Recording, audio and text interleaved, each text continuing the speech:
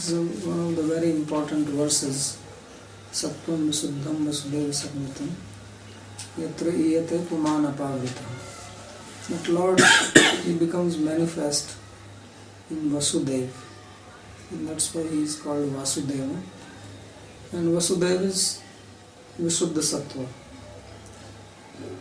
Vishuddha Sattva does not mean material sattva free from all impurities.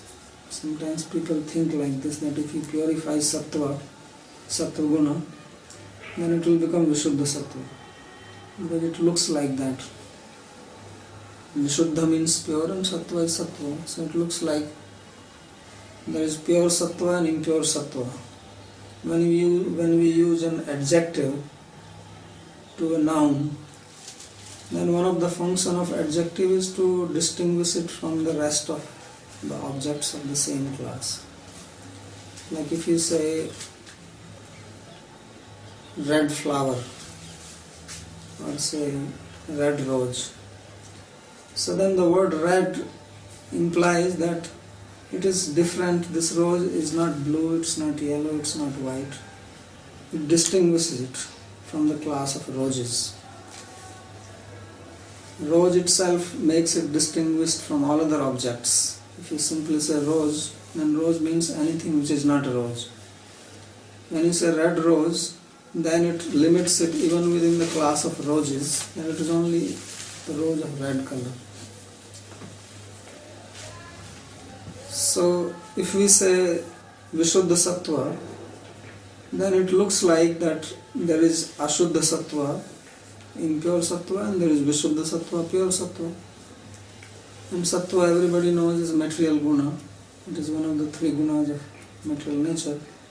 So it implies, or it is understood, that if it is Vishuddha Sattva and God becomes manifest in that Vishuddha Sattva, that means if you make Sattva very pure, then God will become manifest in that.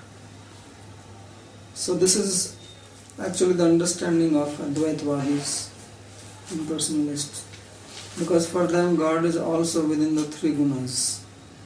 Beyond three gunas is only Brahman, and Brahman is qualityless.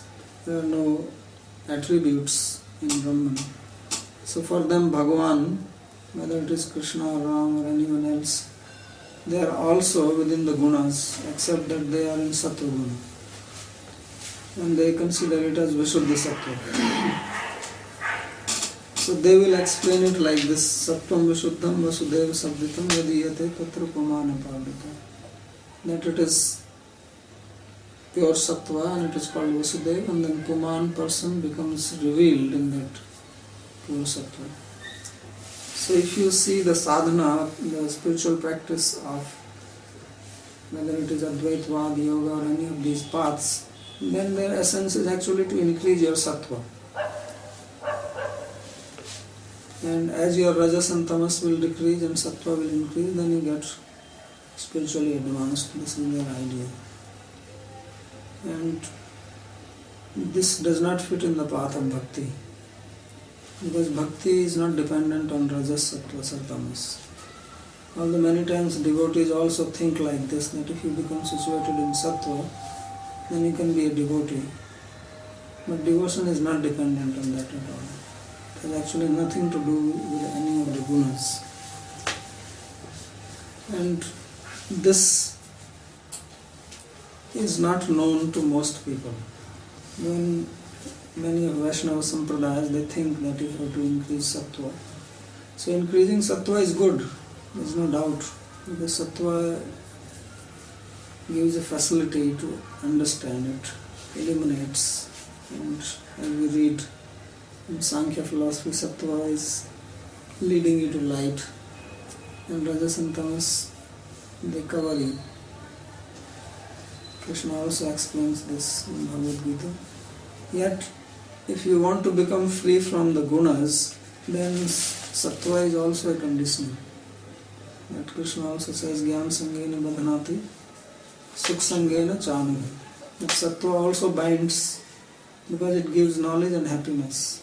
That is the characteristic of Sattva. Rajas gives misery and Tamas gives ignorance. So although it gives knowledge, yet it cannot make you transcendental to itself. Therefore, our Acharya Jiva Goswami has written a very long commentary on this verse, and he has also done a very big explanation of this verse in Bhagavad Sandarbha. Just to prove that this Vishuddha Sattva should not be confused with Sattva, which is purified of Rajas and Tamas. And one of the things is that Rajas and Tamas, they can never be away from Sattva, because these three gunas are always together. Sarve sarve milita anyanya sarve sarvatra gamina. So all the three gunas, Sattva, Rajas, Tamas, they are always together. It is not possible that there can be only Sattva and no Rajas and Tamas, or vice versa. So there is no such possibility that it can be pure Sattva. It can be high intensity of Sattva and low percentage of Rajas and Tamas. There is no such thing as Vishuddha Sattva in the material gunas. So Vishuddha Sattva here is a name for the Chit Shakti or the Antaranga Shakti of the Lord, which actually means bhakti. It is another word for bhakti, power of devotion, because Lord manifests only in bhakti. There are 16 types of energies described here in Bhagavatam, and one of them is called the Murti. So this Murti actually refers to this Vasudeva Shakti, and it is in this that the Lord's Murti or form becomes revealed. So he said this Sattvam Vishuddham Vasudeva Shabdatam, that this Vishuddha Sattva is called Vasudeva, and it is in this that Lord is realized. And when a person's heart is imbued with this energy, then one can have the inspiration of Lord's form in the heart. And this is what has happened to Shiva. So first line gives the general principle, and in the second line he gives a specific example. He says, Sattve cha tasmin Bhagavan Vasudevo hi adhokshajo me namsa vidhiyate.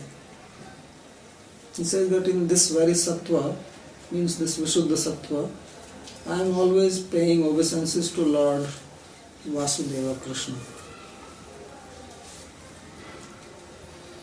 in my mind, manasa vidhiyate. That Lord who is adhokshaja, who cannot be perceived by the senses.